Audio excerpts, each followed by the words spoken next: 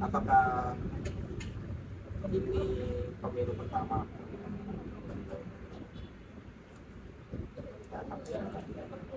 Kalau gue sih masih tahu sih, karena gue juga baru sejak umur 18 tahun.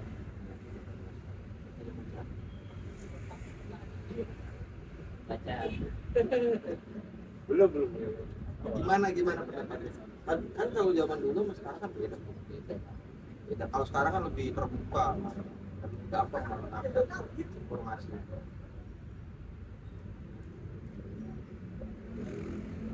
Gimana kalau dari beberapa teman-teman yang sosok wanita, gimana ngeliat 3 paslon? Paslon nomor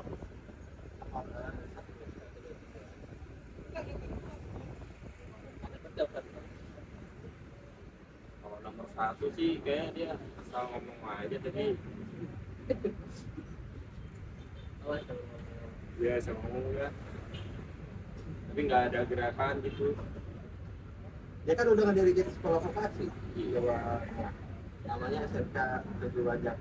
Itu udah, kalau nggak salah ya, kalau tahu datanya itu udah melulusi seribuan kelulusan ya, 300 orang.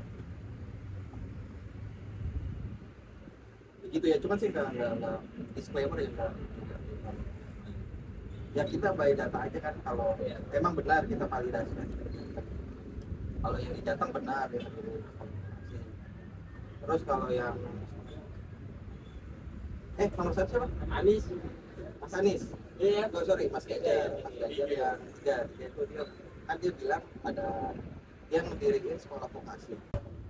By data ya, si Pak Ganjar itu memang berdiri ini sekolah vokasi. Terus Mas Anies katanya dia mendirikan beberapa rumah ibadah, dan itu dari data pernah sebelumnya terbesar itu emang juga katanya pendapat. Terus Pak Prabowo apa? Ya ada nggak? Ada, dia mau bikin wajib belajar. Waspada beras ya dia. Jangan isu-isu ini, isu pangan dia ya. Ya emang by data emang benar dia pernah jadi ketua KPI kan. Siapa namanya? Berjawab tadi ya. Nama saya Anonymous. Oke, hacker ya. Pokoknya full stack, back end, front end. Jadi semester berapa? S2 ya. S2 ya. Front end, back end, apa istilahnya nanti? Itu demokrasi. Kalau istilah IT, front end, back end, bisa ini. Front end depan kan, tampilan kan. Back end, belakang, terus develop. Apa lagi? Desain kan? Desain kan?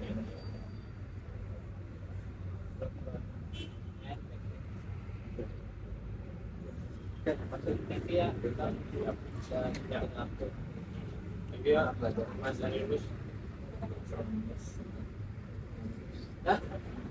Ini campaign ada orang yang ingin buat gereja dikelola oleh pemerintah yang diprioritaskan cuma agama Islam, ya mungkin dari segi agama atau paling baik. Kedua ini masih kurang tahu, kurang mengikuti jalan beliau, tapi melihat dari masalah dunia mungkin ini bakal lebih berlamanan kali ya. Kalau mungkin ya mantan anggota militer, iya mantan anggota militer, jadi mungkin akan lebih mengetatkan juga keamanan. Nomor 3 adalah saya benar-benar tidak bisa beritahu, tidak tahu karena nggak tahu ya. Iya, kalau tidak tahu tidak pernah mengikuti.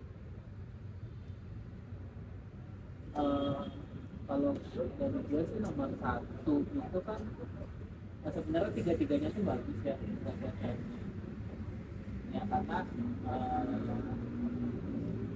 pilihan ini kan ya yang mereka pasti akan digunakan. Nomor satu itu ya kita lihat kan ada Jakarta ya.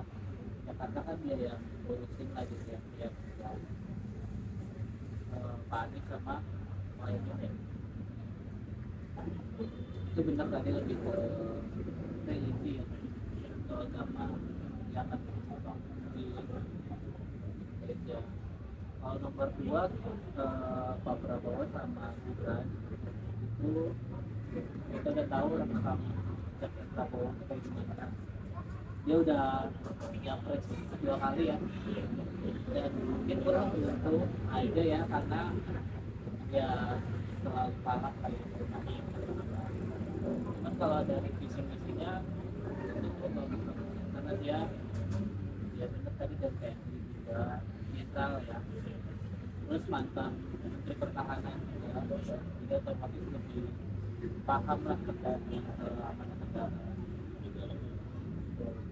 Kalau nomor 3 itu Ganjar, Pak Ganjar sama Pak Mahfud itu kalau kita lihat di Jawa Tengah itu udah prospeknya udah bagus banget, visi-misinya juga bagus. Terus Pak Mahfud juga MK ya, Mahkamah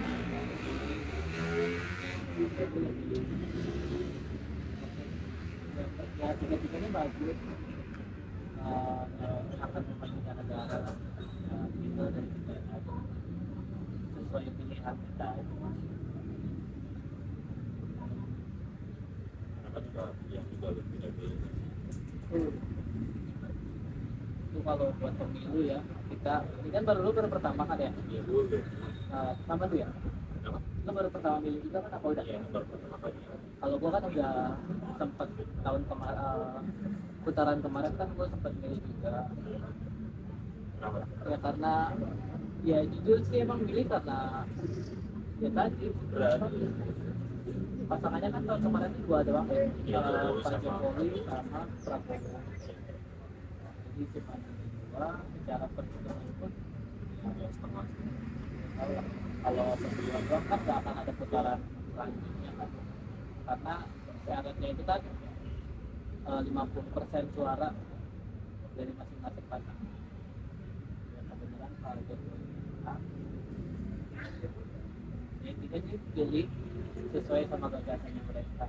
Kalau tahun kemarin sih banyak yang ya ngeluarin modal lah ya, kasarnya buat beli suara lah kalau kasarnya buat pasangan-pasangan, apalagi kalau Pak Jokowi kan dari PDIP itu lebih banyak juga partainya, lebih gede lah partai. Jangan Pak Prabowo itu dari Gerindra Pak. Jadi partai itu ngaruh sih sebenarnya, karena mereka yang support, mereka yang dukung kan. Kalau yang sekarang kan partai yang paling banyak dari paslon nomor 2 kan. Tapi kalau soal anggota partai mungkin nomor 3 sih. Anggota Lagi yang lagi panas-panas sih sebenarnya. Karena ya kita tahu lagi Gibran ya. Gibran itu kan anaknya Bapak Presiden saat itu yang dari awal itu PDIP ya. Nah, ini sekarang pindah ke PSI. Jadi lagi panas-panas sih. terus ada juga spanduk namanya PSI, Partai Keluarga Jokowi. Gimana itu? Oh, saya belum pernah lihat. Belum pernah lihat, belum pernah lihat. Ya itu mah emang udah dikira-kira lah. Itu di spanduk caleg. Caleg juga kadang ada yang jalan Betul. asal Ya itu ngaruh. Partai politik itu ya ngaruh banget ke pemilihan presiden, karena kan mereka yang ngajuin kan. Jadi ntar ketua partainya mereka ngajuin dia. siapapun yang akan jadi presiden nanti ya semoga bisa membawa Indonesia lebih baik lagi. Dan bisa usir lo ini. Ya ini juga itu kan karena alasan kemanusiaan katanya kan, ditolong karena alasan kemanusiaan. Terus ada yang komen juga kan, Ada karena ini apa nggak ditolongin aja gitu, sedangkan yang Papua kan kita tahu sendiri banyak banget yang nggak kelihatan. Itu paling ya buat pasangan presiden selanjutnya yang kepilih itu sih, karena gue sih pernah lihat ya dari orang Papua sendiri ngomong selama presiden Indonesia itu yang ada di Papua itu cuma dia, cuma Pak Jokowi doang yang ngasih perhatian lebih lah ke Papua, itu cuma Pak Jokowi doang. Jadi presiden sebelumnya itu katanya itu nggak ada ngasih perhatian, karena Papua bagian dari Indonesia juga.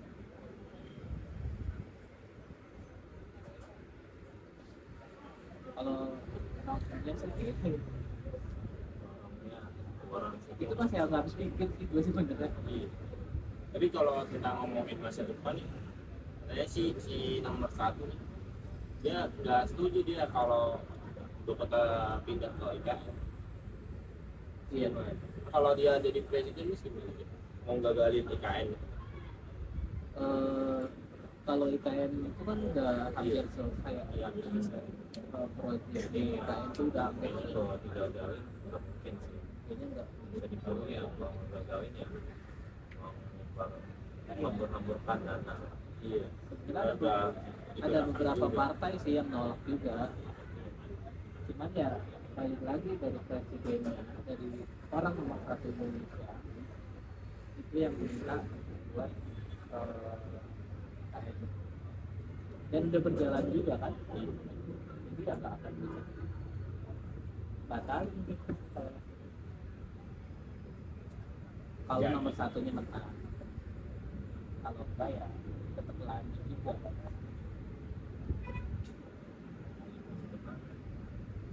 Kan gimana? Kan bisa dibilang generasi kita sebelumnya udah hampir di akhir masa kerja nih, otomatis kita yang masih ada generasi di atasnya bahkan melanjutkan pekerjaan mereka, itu di bidang politik, bisnis dan lain-lainnya yang bisa mau di Indonesia. Menurut kalian apakah kinerja generasi yang sekarang bakal lebih baik atau mungkin lebih buruk daripada generasi mungkin akan pensiun Yang sekarang ya, milenial dan Gen Z? kalau yang sekarang nggak bisa dibilang buruk, nggak bisa dibilang baik, karena politik itu kan apa ya, terlibat gitu ya, kita banyak pro dan kontranya juga kan. Kalau politik itu ada benernya ada enggaknya juga. Yang mau di highlight sekali masalah hukum ya, Iya, itu hukum itu masih masalah kami kurang jelas. Kayak kemarin kan kasus itu nggak yang maling kambing yang baru-baru kemarin viral gitu. Jadi dia nangkep malingnya itu dibunuh. Ya kan itu membela diri kan, malah yang dijadikan tersangka yang membunuh diri. Nah itu dari situ sudah agak masuk akal banget, karena kan yang membunuh pun kita nggak secara sengaja karena alasan bela diri, daripada kita yang menyesal gitu ya, itu malah dijadikan tersangka. Itu ya juga sebenarnya kalau dari segi hukum itu memang masuk akal sih. itu memang benar dia membunuh. Ya, memang ada hukumnya pas orang membunuh, bakalan ada hukumnya lah ya. Tetapi kita disengaja, kalau tidak disengaja ya nggak bisa. Apalagi membuat diri kan. Itu kan dalam keadaan terdesak. Iya. Itu yang bikin lucu malah dari yang menjadikan tersangka ya, kita nggak mau sebut orangnya, itu malah dia harusnya bisa mikir dulu dan bisa kabur. Itu yang gue baca artikelnya itu kan gimana ya, kita masih sempat bisa kabur gitu. Bagian kita yang menyesal mungkin ya dia jadi tersangka juga. Hukum sih Bang. Kalau memang dari dulu tuh kurang peka fatwa yang sekarang jadi HAM. Makanya kalau hukum ini sih gue percaya sama Mahfud sih. Kalau perihal hukum dia emang benar-benar salah enggak, cuman berat pasangannya aja sih. Apalagi koruptor itu Mas. Nah kalau Koruptor mendingan dihukum mati aja. kalau ngomongin koruptor sih emang di luar negeri atau di negara lain lah itu udah jadi Udah dengar ada yang koruptor penjara 2 kali dia di kasus koruptor juga sama koruptor. Dia tinggal di waktu di selnya kan itu dikubur di bukan di sel, malah di tempat makam pahlawan. Di mana? itulah aneh. Iya Koruptor di makam pahlawan. iya koruptor terjadi ya pasti karena dari orang-orang yang banyak lah ya, Tapi pentingkan duit. kan duit, Orang yang punya jabatan, punya kuasa. akses, kuasa, nggak bisa nahan sini jadi korupsi. Makanya mungkin ya Indonesia harus mencontoh negara-negara lain sih. Mungkin koruptor bisa lebih dipertegas lagi. Tapi bukan dari segi politik doang ya, ya dari segi swasta juga. Ya saya juga yakin namanya koruptor nggak mungkin ada di politik doang, negara doang. Swasta juga pasti ada. makanya gue setuju sama dulu sih perkataan Ahok ya. Ahok tuh pernah ngomong DPR itu atau yang pejabat itu harus dicek angkanya dari mana. Itu gue setuju banget sih. Sumber dananya dari mana, masuknya dari mana, untuk apa, itu penting banget. Karena emang korupsi itu kejadiannya ke orang-orang yang punya kuasa. Untuk mana ya, memang nggak semua pejabat kayak gitu Ya, ya, tidak tapi kebanyakan. tapi ada karena memberikan uang ya dia bebas punya akses kemana-mana, jadi ya udah gitu kan. Tapi balik lagi ya itu yang bikin negara kita hancur Iya. korupsi berapa triliun berapa miliar itu kalau dibagikan ya ke orang-orang Kurang mampu. kurang mampu yang Iya. notabene Mungkin Indonesia bisa bersaing sama negara lain. kecukupan Iya. negara Tapi lain kalau koruptor tidak ada pasti Jawa Tengah udah ramai juga. Iya.